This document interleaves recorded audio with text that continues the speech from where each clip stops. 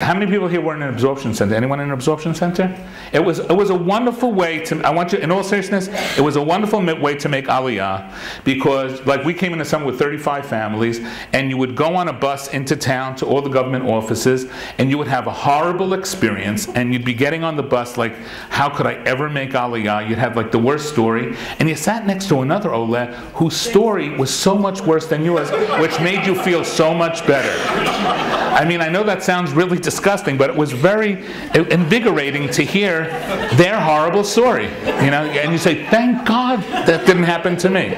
So usually the stories were not that pleasant, but we had really one great one where you know, we had to fill out a form. It was in the bank, and we were in Mevaseret, which is outside of Jerusalem, and it's like a half-hour bus ride. So I was in Ulpan, and my kids were in you know, daycare and stuff like that. So my wife was going to the bank, so we had the forms, and I signed it and initialed it like 4,000 times, like you had to do in those days. You still have to do it now. You still do it, right? Yeah, okay. And so I did this, and I made sure I didn't miss one. And my wife goes to the bank, and she goes to the clerk, and she gives the form, going over it, and she says, "Your husband forgot to sign here." And my wife said, no, he signed everywhere. She goes, "No, look over here, it's missing over here. I can't do it without his signature over here." She goes, but my husband is in Mevaseret, and I'm here.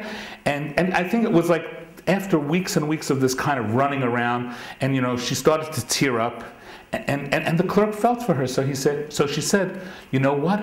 Maybe your husband is in the hallway." So my wife says, "My husband is in the hallway?" She goes, "You know, maybe he's in town." She goes, "I told you he's in Ulpan. Maybe the teacher got sick." And as a group, they decided to have a group trip to Jerusalem and visit this bank. And so my wife said, no. She goes, "Maybe he's in the hallway." So my wife, you know, said, oh, you know what? I'll go check.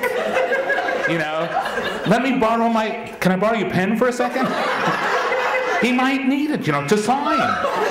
So she goes out to the hallway, very quickly signs, you know, Shimon Khan or Halverd, whatever it was, you know, and she comes back. "You'd never guess who I met in the hallway. You were right. My husband is here on a school trip to your bank." And that's how it got signed. So that's a happy story, right?